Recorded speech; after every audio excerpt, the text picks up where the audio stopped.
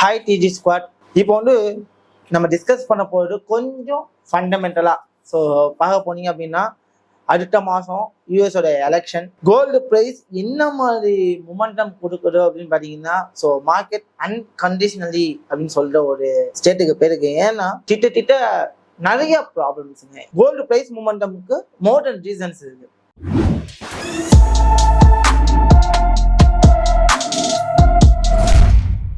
Number 1 US election, ஓகேங்களா.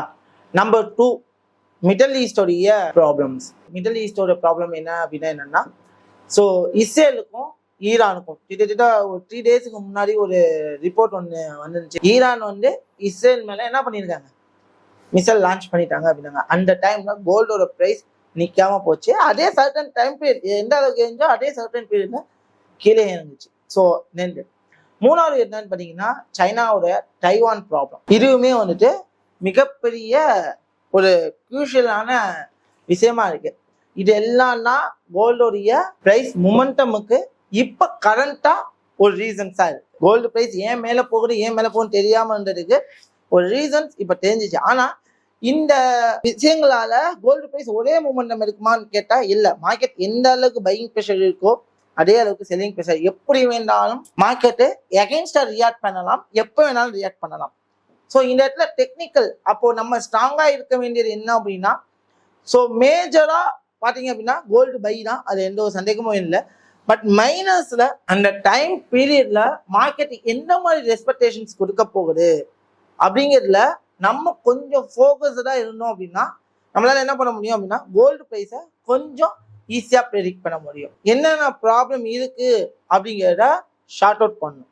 இப்போ middle east பிரச்சனை ஒரு பக்கம் போயிட்டு இருக்கு, எப்போ என்ன நடக்கும்னு சொல்ல முடியாது. ஆனால் நமக்கு தெரிஞ்சது யூஎஸோடைய எலெக்ஷன்.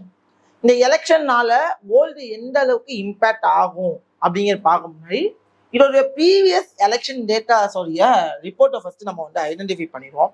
ஸோ ப்ரீவியஸாக கோல்டில் வந்து பார்த்தீங்கன்னா 2020 எலெக்ஷன் நடந்தப்போ மார்க்கெட் என்ன பண்ணிருக்கு அப்படின்னா, ஸோ நவம்பர், அதாவது election date November. So market என்ன இருக்கு அப்படின்னா அந்த ஜியோ பொலிட்டிக்கல் டென்ஷன் அப்படின்னு சொல்லுவாங்க. அப்படின்னா நம்ம ஊர்லலாம் என்ன பண்ணுவோம் அப்படின்னா அந்த கணக்கெடுப்புன்னு சொல்லுவாங்க. ஸோ அந்த டென்ஷனும் இதுவும் வந்து என்ன மாதிரி சிங்க் ஆக போகுது அப்படின்னா பார்க்கணும். ஸோ அப்போ நவம்பர்லேருந்து டிசம்பர் வரைக்கும் மார்க்கெட் பார்த்தீங்க அப்படின்னா நவம்பர் மந்த் ஃபுல்லாக டிராப்பிங் சைடும், டிசம்பர் மந்த் ஃபுல்லாக என்ன இருக்கு பம்பிங் சைடும் இருக்கு. இப்போ இந்த எலெக்ஷனை பேஸ் பண்ணி கோல்டு மார்க்கெட்டு கீழே விழுறதுக்கான சான்சஸ் இருக்கு. ஏன்னா பார்ட்டி சேஞ்ச் ஆகுறாங்க. நம்ம ஊர்ல எப்படி டிஎம்கே அந்த ஏடிஎம்கே மாதிரியோ அந்த ஊர்ல 2 பார்ட்டி இருக்காங்க. ஒன்று பிடன், இன்னொன்று ட்ரம்ப். 2 பார்ட்டி இருக்காங்க. இப்போ இங்க பிடன் வரப்போறாங்களா இல்ல ட்ரம்ப் வரப்போறாங்களா அப்படிங்கிறது. போன டைம் ஆட்சி மாறுச்சு. ஸோ ஆட்சி மாறினதுனால யூஎஸ்க்கு ஏதாச்சும் ஒரு நல்லது நடக்குங்கிற பேஸ் அடிப்படையாக வச்சு மார்க்கெட் என்ன வந்து கீழே வந்துச்சு. எதுக்காக அப்படின்னா ஸோ ட்ரெண்டை ஃபாலோ பண்ணி ஆல்ரெடி உள்ள ட்ரெண்டை ஃபாலோ பண்ணி மார்க்கெட் கீழே விழுந்துச்சு. ஆல்ரெடி ஸ்ட்ராங்காக தான் இருக்கு. பிடன் வந்துமே ஸ்ட்ராங் ஆச்சு. ஆனால் அப்போ இருந்த பீரியட் பார்த்தீங்க அப்படின்னா கோவிட் பீரியட். யூஎஸ்க்கு எலெக்ஷன் வரப்பெல்லாம் ஏதாச்சும் ஒரு இன்னொரு இன்சிடென்ட்டுமே நடக்குது. ஸோ அந்த ஒரு விஷயமும் இந்த இடத்துல இருக்கு. அப்போ இப்போ வந்து பார்த்தீங்கன்னா ஒரு பம்பிங் சைடில் இருக்கு. கரண்ட் மார்க்கெட்டோட சுச்சுவேஷன்ஸை பார்த்தோம் அப்படின்னா நமக்கு தெரியுது மார்க்கெட் தூக்கிட்டு ஒரேடியா மேலே தான் போயிடுது. இந்த எலெக்ஷனை பேஸாக வச்சு மார்க்கெட்ல என்ன நடக்கிறதுக்கு வாய்ப்பு இருக்கு அப்படிங்கிறத ஃபர்ஸ்ட் நம்ம என்ன பண்ணிப்போம், அண்டர்ஸ்டாண்ட் பண்ணிப்போம். அப்போ இந்த எலெக்ஷனை வச்சு நான் வந்து இந்தியன் மார்க்கெட்ல நிஃப்டி 50 சொல்லியிருந்தேன். என்னோட வீடியோ பார்த்தீங்கன்னா தெரியும். நம்மளோட எலெக்ஷன் டைம்ல மார்க்கெட் கீழே வரும். எதுக்காக கீழே வரும் அப்படின்னா கரெக்ஷனுக்காக வரும். அதே மாதிரி இந்த எலெக்ஷனை பேஸா வச்சு கோல்டு மார்க்கெட்டுமே கீழே வர்றதுக்கான சான்சஸ் இருக்கு எலெக்ஷனை பேஸா வச்சு. அப்ப எதுக்காக வரும் அப்படின்னா இவ்வளவு நாள் பம்ப் ஆனது கண்டிப்பா ஒரு மேஜர் கரெக்ஷன் கொடுத்தாகணும்ல. அந்த கரெக்ஷன் அப்போ மார்க்கெட் ஒரு நல்ல டம்பை கொடுத்து எகைன் மார்க்கெட் என்ன ஆகலாம் போகலாம். போன டைம் நல்லதான் அந்த ஒரு மாதம் ஃபுல்லாவே என்ன ஆகலாம், மார்க்கெட் 1 மந்த் ஃபுல்லாவே கரெக்ஷனுக்காக கீழே வந்துட்டு ஆஃப்டர் தட் டிசம்பர் மந்த்ல இருந்து மார்க்கெட் திருப்பி என்ன ஆகலாம் மேலே போறதுக்கான சான்சஸ் இருக்கு. ஆஸ் பர் மை ப்ரெடிக்ஷன் இதுதான். ஸோ அப்போ இவ்வளோ டென்ஷன்ஸ் இருக்கும் போதையும் யூஎஸ் எலெக்ஷனோ பேஸா வச்சு கோல்டு மார்க்கெட்டு கீழே வர்றதுக்கு சான்சஸ் இருக்கு. அதை அச்சு பெரிய கிராஷ்லாம் சொல்லக்கூடாது.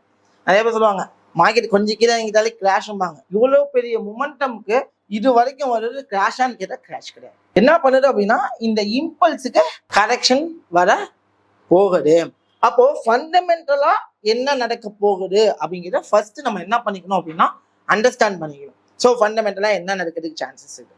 ஸோ இந்த மாதிரி நடந்தா மார்க்கெட் எப்படி மூவ்மெண்ட் ஆகுது. இப்போ இன்கேஸ் ஆட்சி மாறுது அப்படிங்கிற பட்சத்துல அந்த 1 month என்ன ஆகலாம், மார்க்கெட் ஒரு ஸ்ட்ராங் ரியாக்ஷன் கொடுக்கலாம். ஆஃப்டர் தட் எகைன் டிசம்பர் என்ன ஆகலாம், மேல போறதுக்கான சான்சஸ் இந்த இடத்துல இருக்கு. இதுதான் வந்துட்டு நம்ம வந்து தெரிஞ்சிக்க வேண்டிய முக்கியமான விஷயம். எலெக்ஷன் தான் ஐயோ மார்க்கெட் வேற மாதிரி ரியாக்ட் ஆகும் இல்லை, நமக்கு தேவை என்ன டெக்னிக்கலா பார்க்க போறோம், அந்த இடத்துல மார்க்கெட் எப்படி மொமெண்டம் கொடுக்குறதுன்னு போகலாம்.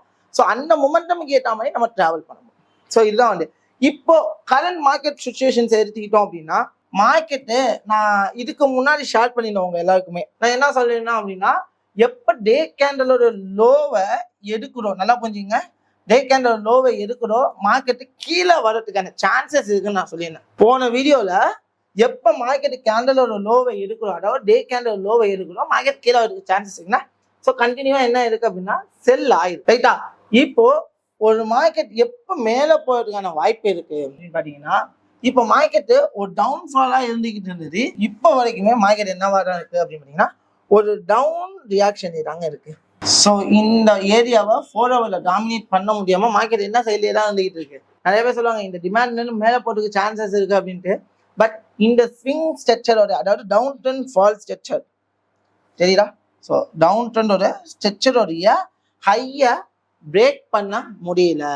அப்போ லெட்ஸ் சி மார்க்கெட் எங்க வர்றதுக்கான சான்சஸ் இருக்கு அப்படின்னு பாத்தீங்கன்னா, மேஜரா மார்க்கெட் என்ன ஆகுறதுக்கு சான்சஸ் இருக்கு அப்படின்னு பாத்தீங்கன்னா செல் ஆகிறதுக்கு சான்சஸ் இருக்கு. எது வரைக்கும் செல் ஆகலாம் as per the prediction, as per the analysis, எது வரைக்கும் செல் ஆகலாம் அப்படின்னு பாத்தீங்கன்னா, ஸோ என்னுடைய ப்ரெடிக்ஷன் படி மார்க்கெட்டு ஸோ இந்த ஏரியா, அதாவது 2616, அதாவது 2616லேருந்து இந்த ஏரியா நான் வரையணும் டேட்டா, 2616லேருந்து 2600, அதாவது 2600 இந்த ரேஞ்ச். ஏன்னா 2500க்கு கீழே மார்க்கெட்டு வர முடியாது. நல்லா புரிஞ்சுங்க, 2500க்கு கீழே மார்க்கெட்டெல்லாம் என்ன பண்ண முடியாதுன்னா வர முடியாது. ஏன்னா நான் ஆல்ரெடி சொல்லியிருக்கேன் அங்க மோடர்ன் பையர்ஸ் இன்னுமே இருக்காங்க. அப்படிங்கிறப்போ இந்த இடத்துல மார்க்கெட்டு இன்னுமே செல் ஆகிறதுக்கான வாய்ப்பு இருக்கு. ஸோ அப்போ இந்த ரேஞ்ச் நான் வரைஞ்சி வச்சிருக்கேன் தெரியுதா உங்களுக்கு. ஸோ அதாவது 2666 இருக்கா, இந்த ரேஞ்சை 4 hourல எப்போ உடைக்கிடோ மார்க்கெட்டு நம்ம எதிர்பார்க்குற மாதிரி பார்த்தீங்க அப்படின்னா இன்னுமே கண்டினியூவா மேலே போகிறதுக்கு சான்சஸ் இருக்கு. இந்த ஏரியா உடைக்காத வரைக்கும் மார்க்கெட் என்ன ஆகலாம், கண்டினியூவா டிராப் ஆகிறதுக்கான ப்ராபபிலிட்டி இருக்கு. இப்போ நான் வீடியோ எடுக்கிறப்போ இன்னைக்கு 6 மணிக்கு என்எஃப்பி. ஸோ இப்போ வந்து பார்த்தீங்கன்னா மார்க்கெட் வந்து ஒரு கன்ஃபியூஷன் ஸ்டேஜில் இருக்கான். மார்க்கெட் இந்த டைரக்ஷனில் போனானா இல்லை it's come to the down டைரக்ஷனா. ஏன்னா நான் as per the prediction இங்கே வரைக்கும் வருவாங்கிறது தான் என்னோட prediction இருக்கு. அப்போ அதுக்கேற்ற ப்ராபபிலிட்டி எனக்கு கிடைக்கும் போது நான் என்ன பண்ணிப்பேன், அதுக்கேற்ற ட்ரேட் செட்டப்பை நம்ம பண்ணிப்போம். ஸோ என்னதான் மார்க்கெட்டில் பார்க்கும் போதும் நான் அன்னைக்கே சொன்னேன் டே கேண்டல் லோவை எடுத்துட்டா கண்டிப்பாக கரெக்ஷன் வரும்னா, லோவை எடுத்துச்சு மார்க்கெட் எவ்வளோ பெரிய டிராப் கொடுத்துச்சுங்கிறது உங்கள் எல்லாருக்குமே தெரியும்.